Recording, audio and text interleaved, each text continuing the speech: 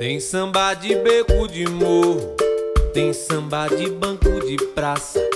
O samba não tem cor nem raça, está sempre em alta, Cartola e Noel. Desse ano, né? O samba não sai da parada, o samba tá tão funilara. O que tá O acontecendo samba agora? com tudo se encaixa, depois da pelada é samba no pé. Começou hoje, uma brisa. Deus até que dá um abraço pro senhor. Samba não morreu, o samba é amigo meu. O samba não morreu, pro samba aqui vou eu.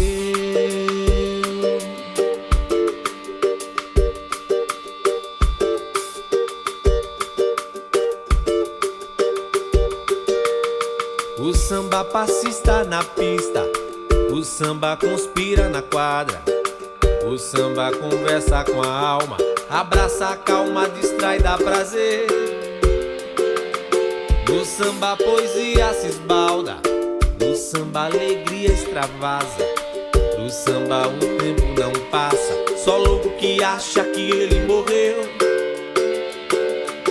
O samba não morreu, o samba é amigo meu. O samba não morreu, pro samba aqui vou eu. O samba não morreu, o samba é amigo meu. O samba não morreu, pro samba aqui vou eu.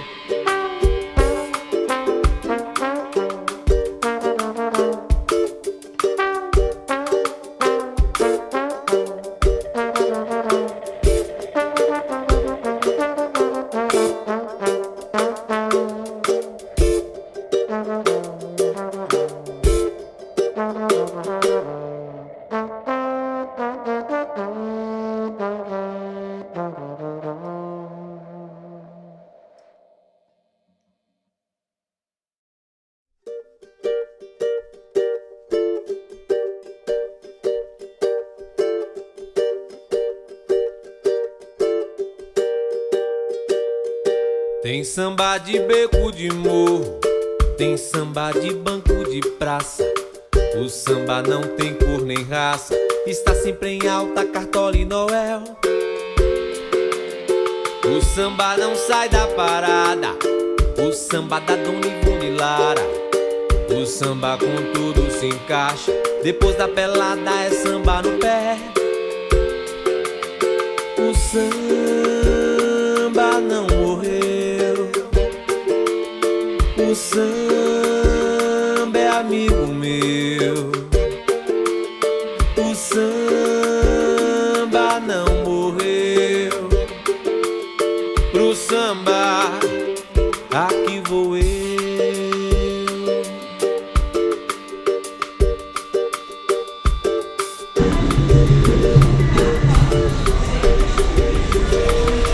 O samba passista na pista, Deixa eu apresentar. Alberto, o senhor Valdir, ele é pesquisador. É melhor ele contar. Conta pra já entrar no site. Bom, sou pesquisador de história, né, da história da cidade de Campinas, né, deixar bem claro assim. Eu terminei de escrever um livro sobre o escravizado em Lesbão, que foi enfocado lá no Lago Santa Cruz, né, e teve a cabeça e as mãos decepadas. O livro está na gráfica para ser impresso. Nós estamos aqui. É esse aqui? Nós estamos aqui com uma prova, né, com o boneco, como ele diz, né, que é o boneco que é para gente corrigir, devolver para a gráfica para finalizar o livro. Então agora a história do Elesbão está realmente em livro. Demorou, foi enfocado e teve a cabeça e as mãos decepadas no Lago de Santa Cruz em 1835 por conta de uma denúncia dele haver assassinado um capitão, né? O capitão Luiz José de Oliveira. E 180 anos após, né, a gente tem um livro está aqui do Elesbão para ser divulgado para a cidade de Campinas, para que toda a comunidade negra possa saber realmente daquilo que aconteceu com o Elesbão. Eu vou perguntar, como foi que apareceu o Elesbão na sua vida? Bom, o Elesbão apareceu na minha vida. Eu sou pesquisador de história da cidade de Campinas já há 35 anos. Eu estava pesquisando de um outro livro que eu estava fazendo sobre assistência médica e social a negros e carentes em Campinas no século XIX. E aí sempre eu ouvi essa história do Elesbão, sempre ouvi falar, mas nunca tinha ido atrás da documentação. Então eu deixei aquele livro do lado, aquela pesquisa do lado, e fui pesquisar, e fui atrás do Elesbão, como eu costumo dizer, Fiz pesquisa no Centro de Memória da Unicamp, na Biblioteca da Câmara Municipal, que lá tem um arquivo histórico, e no Arquivo do Estado, lá em São Paulo. E aí levantei toda a documentação, a história do livro, que está aqui no livro, né, que ele está aqui, é um boneco, mas essa é a prova para que a gente corrija algumas coisas e depois devolva para a gráfica para que ele seja finalizado. Mas esse é o livro sobre o Elesbão, 180 anos após o enforcamento e a degola. O senhor acha que ele é um símbolo de alguma coisa? Sim, para mim é. Eu acho que o Elesbão representa a comunidade negra em Campinas, pelo fato de ter sido, sofrido tudo aquilo e não ter sido provado que realmente foi ele. Porque nos próprios documentos eles não provaram que viram o Elesbão matar o capitão. É assim, nós ouvimos falar. Ele é um bode expiatório. Sim, eu acho que sim, porque havia uma disputa de terras naquela época com esse capitão, que era uma pessoa muito autoritária, muito tipo ditador. Eu acredito que deva ter algum envolvimento de terras que ele deve ter adquirido ou tomado de algumas pessoas, e aí acabou acontecendo esse fato do assassinato dele. Pelo seu depoimento, 20 de maio de 1831, e o Elesbão, foi condenado à morte. Depois, foi enforcado em 1835 lá no Lago Santa Cruz. Pelo seu depoimento, eu percebi que o senhor já está envolvido com a temática negra antes mesmo da pesquisa do Elesbão. Fale um pouquinho sobre essa pesquisa anterior. Eu tenho descendentes, eu sou descendente de pessoas negras, né? Minha bisavó, minha avó, certo? Então isso já vem no sangue da gente, né? E então, o senhor era de Campinas mesmo? Não, eu nasci lá no interior do estado, lá em Dracena. Em Dracena? Lá quase no final do estado, a penúltima cidade do estado de São Paulo, ali na Alta Paulista. Depois de Dracena é Panorama, o Rio Paraná e o Mato Grosso.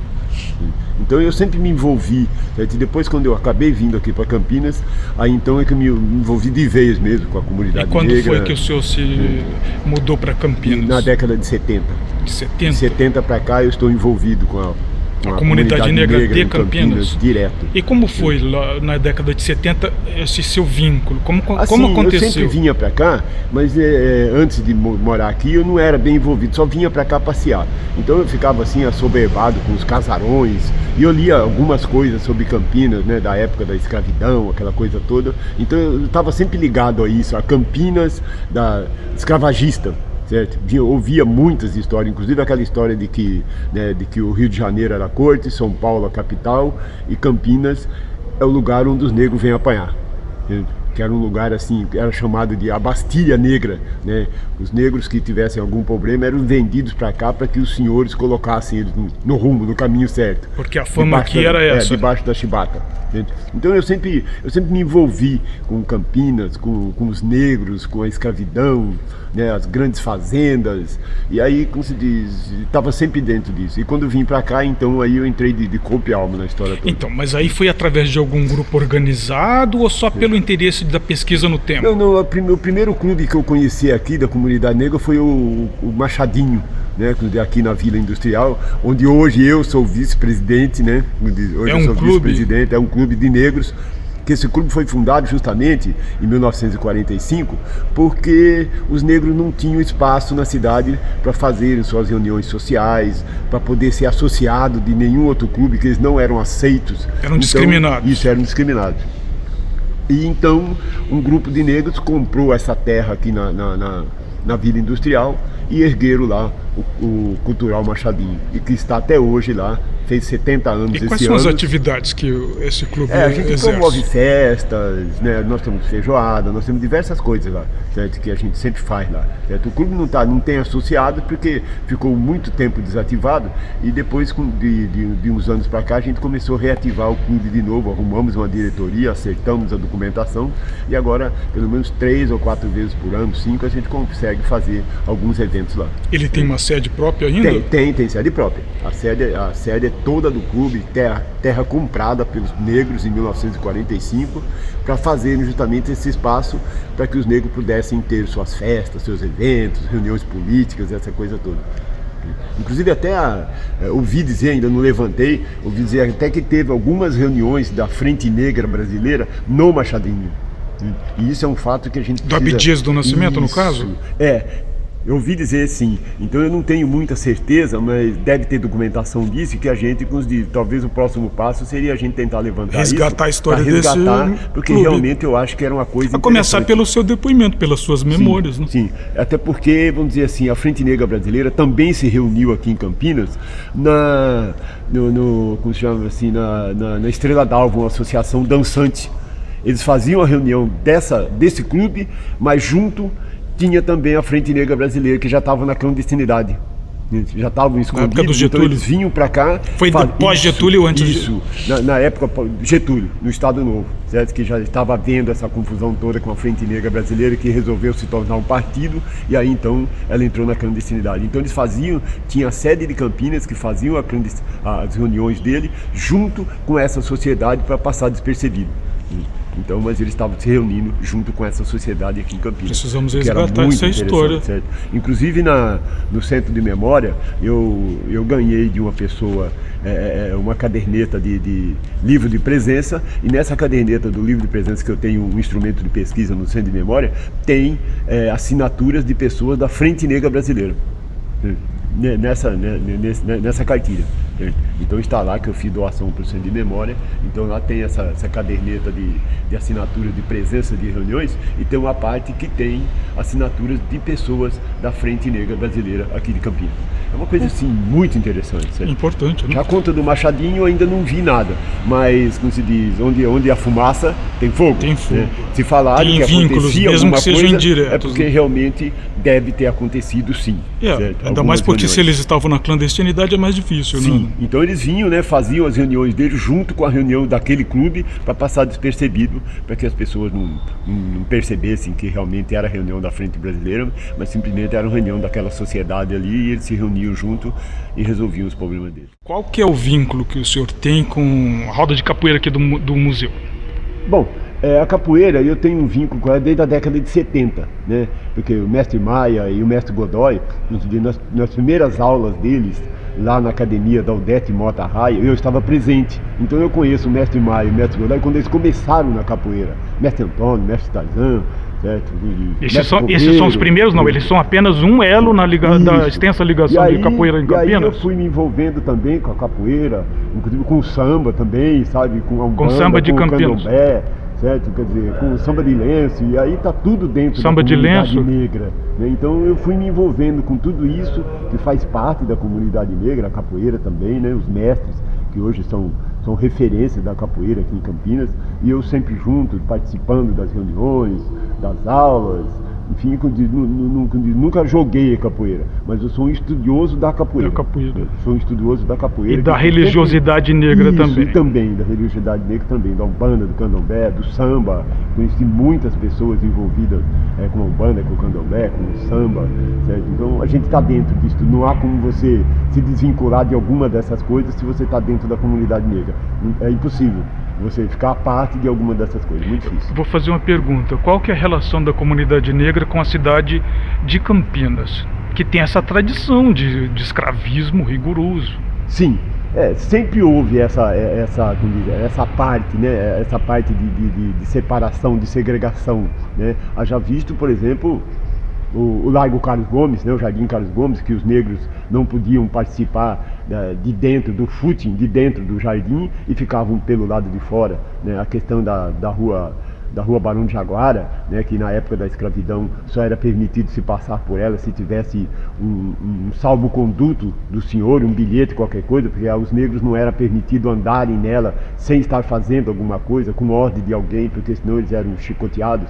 A questão também das bicas d'água, onde não podia haver um ajuntamento de mais do que 3 negros, porque eles achavam que isso era uma rebelião, então ia todo mundo pro tronco, né? A questão da proibição do jogo da capoeira, né, que também era motivo de prisão e de açoites.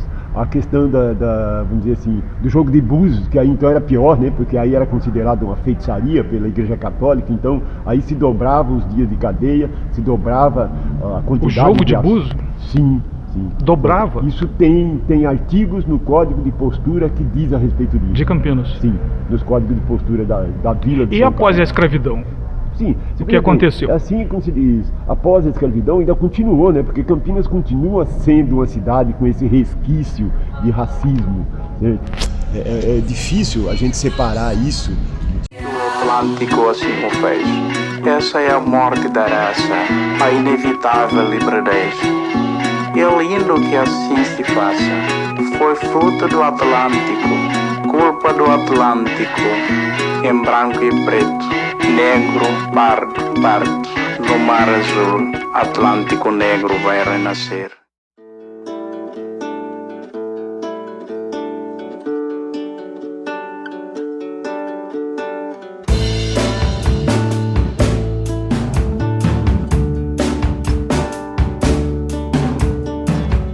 Hoje não se deitam bichos, vamos jejuar.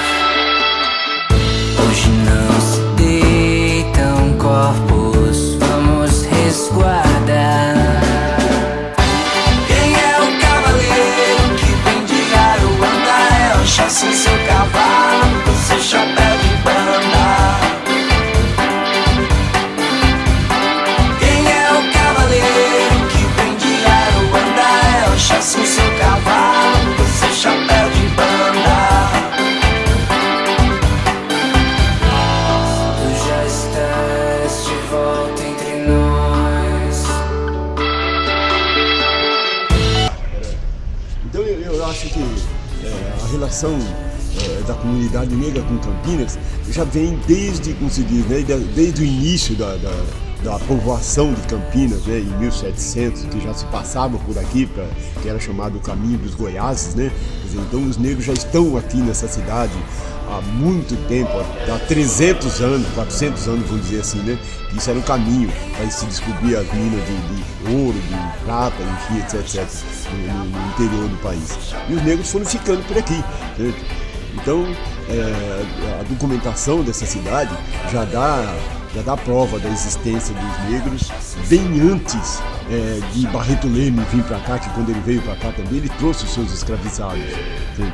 Então, quer dizer, bem antes... Esses negros que estavam aqui anteriormente eram escravizados ou eram negros fugidos? Assim, muitos eram negros fugidos, que saíam, às vezes eram negros libertos que estavam morando em outros lugares e vinham para dentro do interior do país, da povoação de São Paulo, né? E acabavam fixando aqui uma moradia, qualquer coisa no caminho, plantavam alguma coisa para ser vendido para as pessoas que passavam por aqui, né? Milho, mandioca, esse tipo de coisa assim. As pessoas passavam, compravam e eles foram ficando dentro desse espaço aqui da cidade e que acabou se tornando uma cidade de Campinas, né? E é hoje essa metrópole aqui, mas a participação dos negros nessa cidade é, como diz, primordial, imprescindível. Mas e atualmente, como que é? Como que se vê a relação da comunidade negra com a cidade de Campinas? Olha, eu acho que ainda, como se diz, a política social ainda não está favorável aos negros, que não é implantada realmente para essa população, que no fim os negros acabam sendo a parte mais pobre da cidade e que carece de investimento de política social. De políticas públicas. Sim, de políticas públicas sociais. A educação, a saúde, certo? Então é uma coisa que precisa ser bem estudada pelas autoridades, que parece que não tem muito interesse nisso, e os negros sempre são à parte. Sempre são à parte. O senhor acha que a cidade ainda discrimina e exclui? Perfeitamente. a gente já enumera diversos casos de racismo em diversos lugares da cidade, contra crianças, contra mulheres, contra homens, certo? Nós temos aí diversos fatos que já aconteceram dentro do poupa-tempo, pessoas que foram lá e disseram, olha, eu não quero ser atendido por essa negra, pessoas negras que foram comprar em lojas e de repente se viram numa situação de constrangimento por conta de ser não negra, atendem, certo? Ou não atende, ou então de repente a pessoa é revistada porque acham que ela roubou alguma coisa. Tem cara de suspeito. No fim não se prova nada que ela roubou. Só porque tem a cor da pele mais negra. As forças militares também, né? Que quando veem 2 ou 3 negros em algum lugar, já acham que eles que é um ajuntamento, suspeita, e aí vem aquela história do ajuntamento que lembra a época da escravidão, né? Que lembra, logicamente, os códigos de postura da cidade que dizem, olha, o ajuntamento de negro pode ser rebelião. Então, quer dizer, hoje já não seria rebelião, seria tramando algum assalto, né? Seria assalto, seria uma formação de quadrilha, que é a mesma coisa na época, né? Que os negros... E eu costumo dizer, sabe, quando eu falo a respeito dos negros, eu sempre digo aquela frase de Luiz Gama: qualquer escravizado que matar o seu senhor está agindo em legítima defesa. Essa é a frase primordial da população, que a gente sofre hoje, as pessoas sofrem, são completamente discriminados em qualquer, como se diz, abordamento da polícia, da guarda municipal, aí pela periferia, aquela chacina que aconteceu em Osasco, no caso. Não só em Osasco, mas aqui em Campinas, no início do ano. Explica um pouquinho para quem não conhece. Daquelas 12 pessoas, 7 eram negras e 12 pessoas? Não tinham nenhuma passagem pela polícia. E foram mortas por quê? Foram mortas porque a polícia achou que tinha que matar, porque uma pessoa que não tem passagem nenhuma pela polícia e ser assassinado, porque supõe-se que ela participou do assassinato de um outro policial, horas, puxa vida, mas mesmo que elas tivessem participado, elas teriam que ser presas, julgadas e condenadas, e não assassinadas. Pelo devido processo legal, não? Processo legal. Quer dizer, então, essa cidade simplesmente está continuando a época do Brasil, colônia e império, com referência à população negra. Apenas isso. Não mudou. As armas hoje são outras, mas continua a mesma ideia. Quais são as armas, então? Se as armas são outras... As armas hoje são o quê? A violência policial, certo? Como se diz? O aprisionamento de pessoas que de repente estão na rua e aí acham que ele está numa atitude suspeita, a abordagem policial da maneira rude, grotesca, violenta como eles fazem. Isso tudo precisa ser repensado, né? Sim, pela cidade, pela sociedade. As forças policiais precisam ser desmilitarizadas nesse país. É impossível continuar dessa maneira. É impossível continuar dessa maneira como estão as forças policiais que veem qualquer grupo de negros. Aí já se reporta a ameaça potencial, né? Que como se diz, algum grupo de ajuntamento de negros pode ser rebelião. Em Campinas era assim. Qualquer coisa que acontecia já era motivo para que a Câmara Municipal solicitasse mais homens da Guarda Nacional para vir para a cidade. Tinha um contingente grande, Campinas tinha mais ou menos quase uns 300 homens da Guarda Nacional, certo? Numa população que simplesmente estava à mercê da sanha dos barões e embaixo da chibata. Era isso que acontecia. E hoje parece que continua a mesma coisa, não mudou. O senhor vê soluções? Quais as soluções que o senhor apontaria? Primeiro é assim, o governo precisaria ter realmente uma política de educação.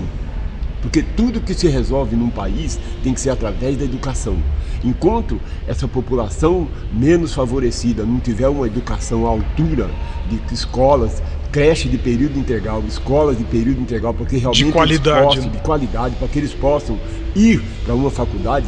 Por exemplo, é interessante, a lei de cotas. Se isso fosse um país democrático, não precisaria ter feito essa lei de cota. Quer dizer, então, a lei é, vamos dizer assim, maior do que a Constituição do país, porque precisou de uma lei para que os negros pudessem ir para a faculdade. Quer dizer, mas e então como que o senhor vê? Porque eu costumo dizer que a Constituição é inconstitucional, porque precisou de uma lei para que o povo tivesse direito. Só a Constituição não bastou, precisou uma lei. Mas no caso, as universidades públicas paulistas não aceitam nem esta lei. Pois é, então. E a gente chega na Unicamp, nós quase não vemos negros, inclusive em curso de História, de Humanas, que é menos procurado. Perfeitamente. Então, ainda há essa restrição com referência à população negra. Só a partir dessa lei é que os negros começaram a ter a condição de ir. Mas mesmo assim ainda é difícil, porque eles não têm uma base na escola pública. E aí fica muito difícil você enfrentar um vestibular sem base. Mas o senhor sabe Fica que os muito cotistas complicado. são dos melhores alunos, a Sim. média de rendimento deles é às vezes superior à dos rendimentos dos Incrível não cotistas. isso, né? Quer dizer, que E então- significa que não necessariamente eles não tenham capacidade, mas os mecanismos de discriminação os excluem porque eles são pardos, negros. Perfeitamente. Não é? Perfeitamente. E as universidades públicas foram capturadas por uma reserva de mercado de uma camada branca. Perfeitamente. Que veio você de vai na outras Unicamp, condições você vê sociais. 99% dos alunos são brancos. Mesmo que sejam ricos ou sejam pobres, são brancos.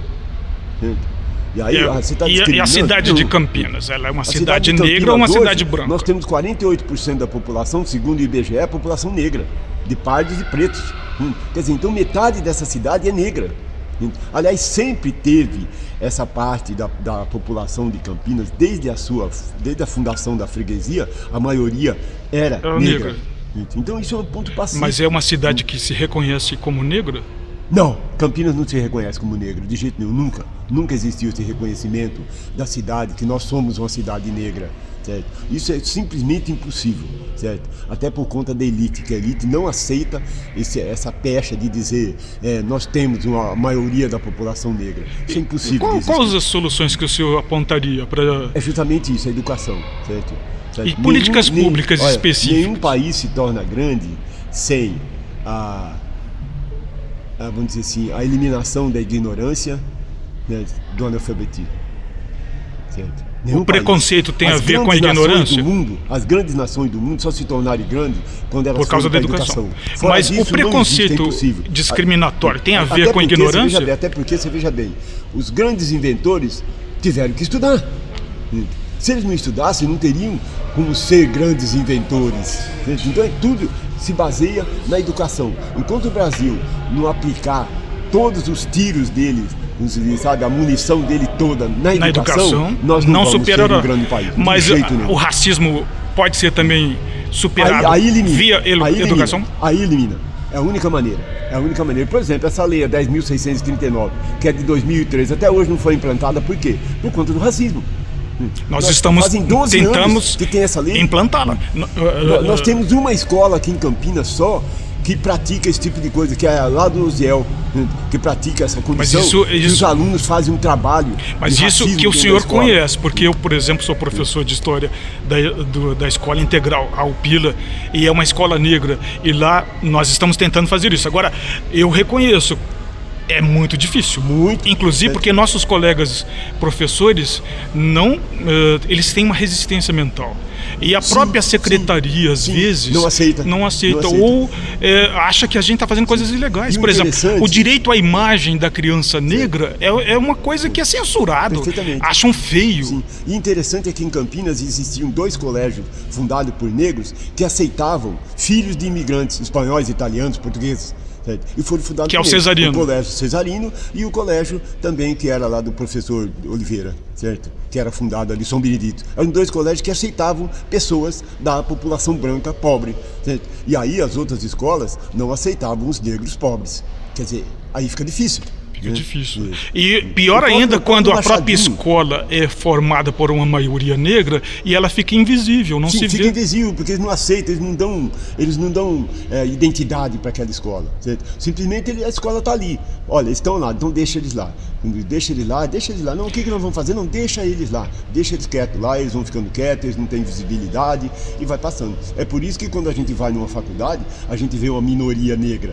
Certo? Sendo que a população do país é quase 60% negra. Então eu não consigo entender uma escola que tem uma minoria negra se a população maior do país é negra. Mas esse documentário aqui está ajudando a gente mudar essas coisas. E o senhor está ajudando. Vai ser bastante difícil, mas vai ser possível. O Brasil se livrar dessa pecha de ignorância enquanto não se investir todos os nossos cartuchos na educação da população menos favorecida.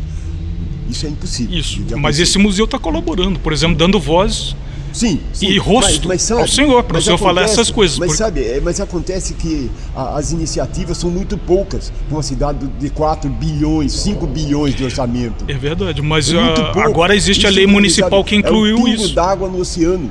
É um pingo d'água no oceano. É um pingo d'água, mas nossa, é o processo, né, que a gente vai construindo, e a comunidade negra tem um papel importante de impulsionar esse processo, para que a lei seja cumprida, a própria lei que o senhor citou. Por exemplo, numa escola, para implantar essa lei 10.639, se for falar da Umbanda e Candomblé, eles vão deixar? E quem que tem que ir lá falar? A professora não é uma iniciada, tem que ir as mães. Como que uma escola vai aceitar que uma mãe de santo vá lá falar disso? Nós podemos convidar. A católica vai aceitar, a evangélica não vai achar. Não, mas a escola é secular, então, ela não pode ser influenciada. É muito difícil que uma escola aceite uma mãe do candomblé ir lá toda paramentada e falar para as crianças. Nossa, eles vão olhar assim e falar, nossa, o capeta chegou. É verdade, mas nós vamos começar a elaborar projetos pedagógicos para convidar essas mães de santo. Se partir do governo esse tipo de situação, vai ser muito difícil a população negra que está embaixo levantar isso. Vai ser muito difícil. É muito difícil, mas nós vamos lutar por isso. Se não fizer, vai ter que acontecer assim. Isso. Tem que haver. A lei já está dizendo isso, né? Aí a gente vai fazer o que eu já estou começando a fazer aqui com o senhor, dar voz e rosto a esta comunidade. Nós estamos há 12 anos com essa lei, né, da educação dos negros na escola. E o que foi implantado até hoje? Não teria que começar das faculdades a fazer uma matéria? É verdade, mas o senhor sabe que o IFISH, a pós-graduação lá do IFISH já implantou uma cota? Eu acho que tinha que começar nas faculdades esse tipo de situação. Para que se colocasse nas faculdades esse tipo de educação, para se começar a descer. E logicamente ia acabar passando para as escolas públicas, para a escola de ensino fundamental, de ensino médio, certo? A única maneira é fazer isso. Enquanto não se fizer isso, vai ser muito difícil que a gente consiga reverter essa situação de racismo dos países. É verdade. Muito complicado, muito difícil.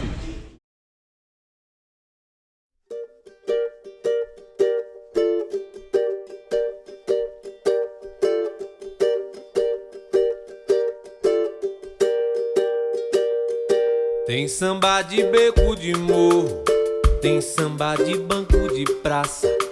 O samba não tem cor nem raça, está sempre em alta, Cartola e Noel.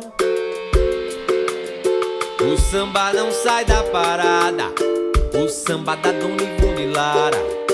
O samba com tudo se encaixa, depois da pelada é samba no pé. O samba não morreu, o samba é amigo meu. O samba não morreu, pro samba aqui vou eu.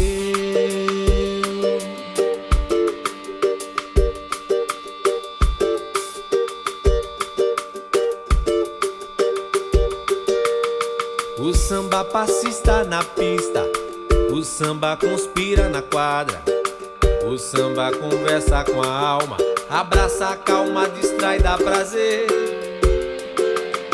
No samba a poesia se esbalda, no samba a alegria extravasa. No samba o tempo não passa, só louco que acha que ele morreu. O samba não morreu, o samba é amigo